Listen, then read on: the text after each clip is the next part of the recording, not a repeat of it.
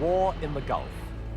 To eject Iraq from Kuwait, Western and Arab allies fielded the biggest army since Korea. They used the latest high-technology weapons guided by lasers and computers with pinpoint accuracy. The biggest air offensive since World War II.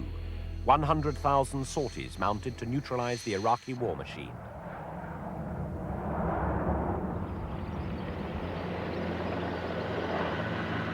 Deception, speed, and power were the key to the 100-hour land battle. Using the most modern artillery ever. Nearly 200,000 Iraqi troops gave themselves up. Perhaps 100,000 died against 150 Allied troops killed in Desert Storm and Desert Sabre.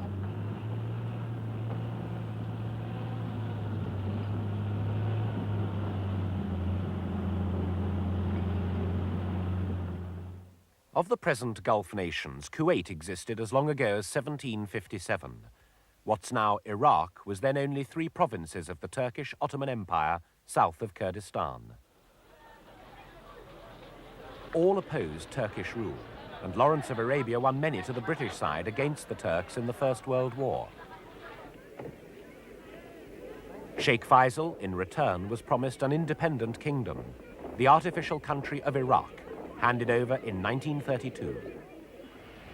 1961, British forces land in newly independent Kuwait. Within weeks of that independence, Britain had been forced to send paratroopers and an armored brigade to protect the tiny kingdom against a threatened Iraqi invasion.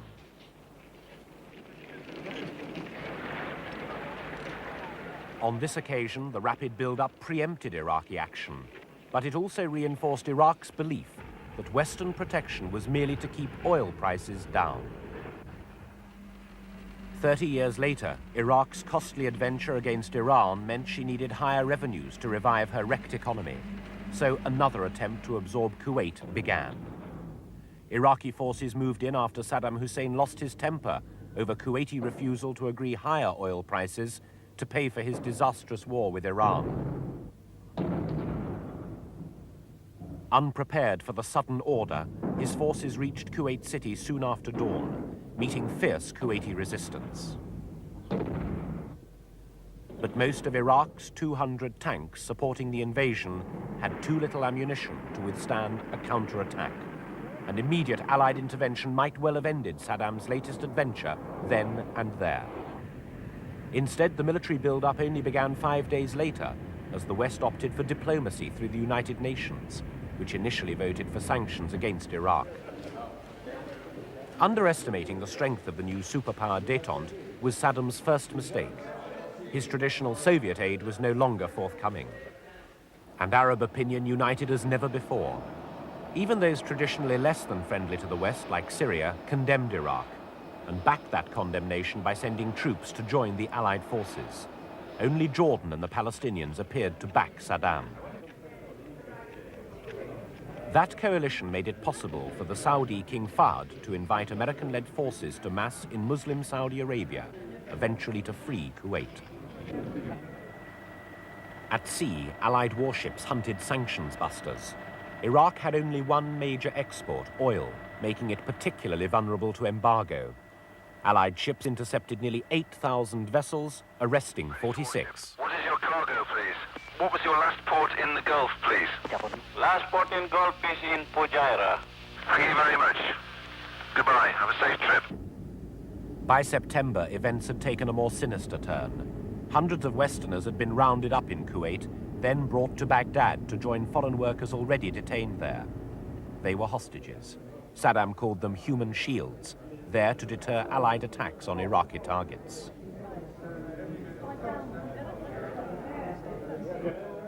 The captives were paraded on Iraqi television, but scenes involving British children merely angered Western allies. Unexpectedly, the unpredictable Saddam, scorned for hiding behind women's skirts by Margaret Thatcher, freed the hostages.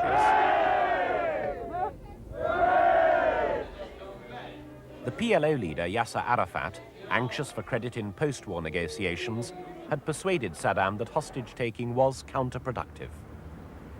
Perhaps more importantly, Western moves to go one last mile for peace had convinced Saddam of American weakness and unwillingness to go to war, so human shield hostages would be unnecessary.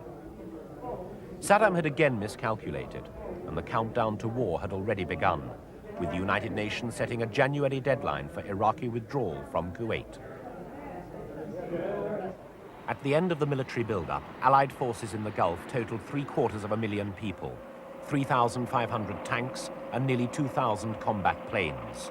With two-thirds of them American, there was little doubt who would run the show. Saddam Hussein took personal command of Iraqi forces, having learnt little from his blunders in the war with Iran, which left him with the world's fourth biggest army, but shattered his economy. Needing higher oil revenues to recover, he claimed part of Kuwait's oil wealth, invaded when he lost his temper with their refusal to give in, and misjudged American resolve to eject him.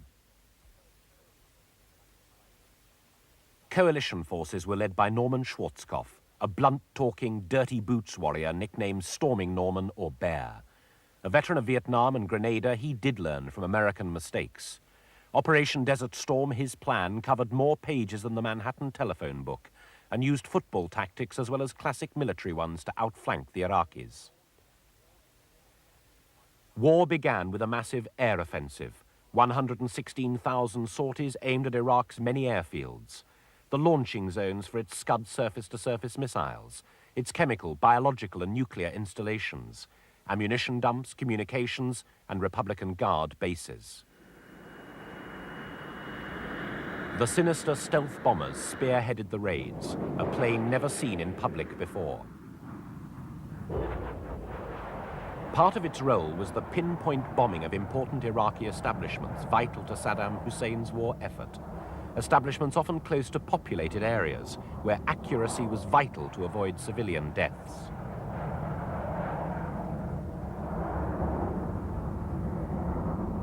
One particular target was this building, Iraqi Air Force headquarters in Baghdad.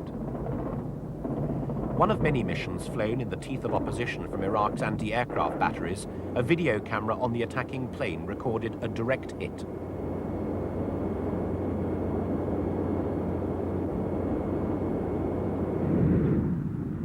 Despite the technology, the missions were still hair-raising for the air crews.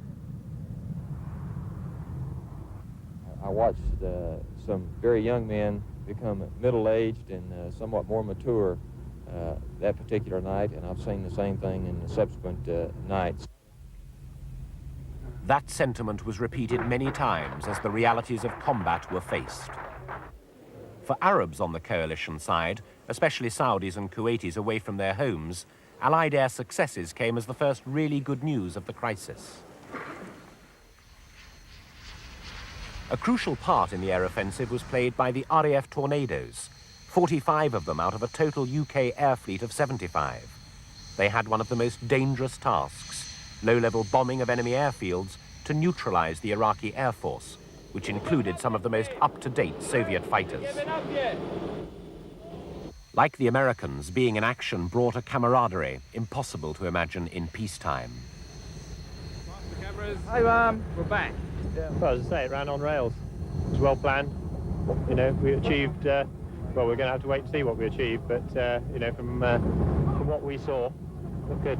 We're going to go straight into a debrief, so we're a little rushed at the moment. We're all back. The ground crews, as in past wars, worked like fury too, keeping the planes up to scratch.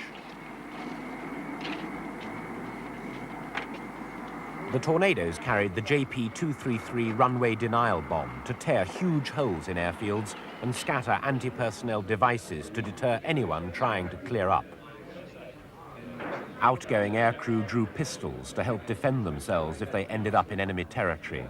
A number were taken prisoner after being shot down and were tortured for information about Allied air strategy.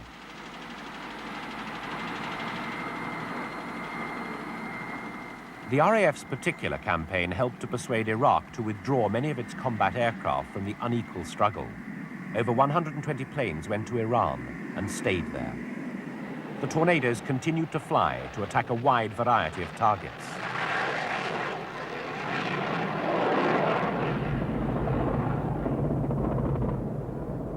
Much of the bombing was at night.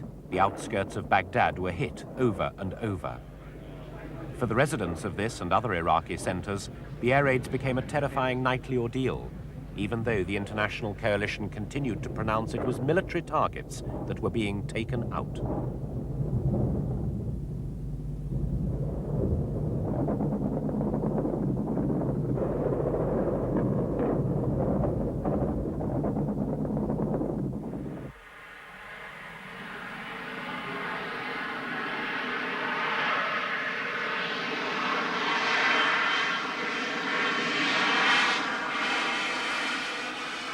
For the exhausted crews, the relief that almost all of them made it safe home every time was intense. Bombs on target. So hopefully we've done some damage and to the war effort. And other good news, if it is good news. Absolutely cracking, absolutely cracking. It's cheered the guys that are here up very much so. So yeah, it's all good stuff. It's marvellous.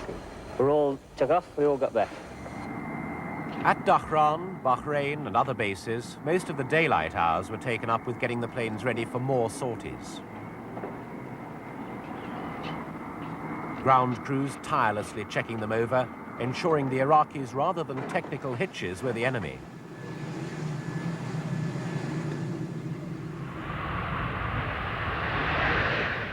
Low-level flying, the Tornado's speciality, required supreme skills and the closest cooperation between individual pilots. 4 miles. Keep on going. Okay. Happy with that.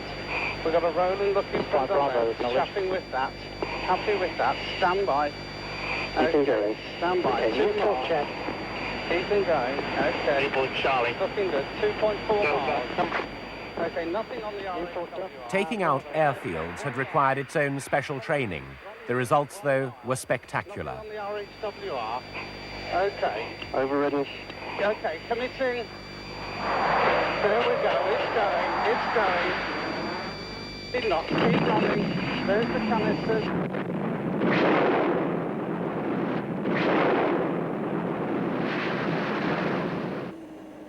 The phrase pinpoint accuracy was constantly heard, but all the evidence, even post-war, was that it was almost always achieved, cutting supply routes like bridges as well as blasting airfields and installations. Military spokesmen described how the operations were executed.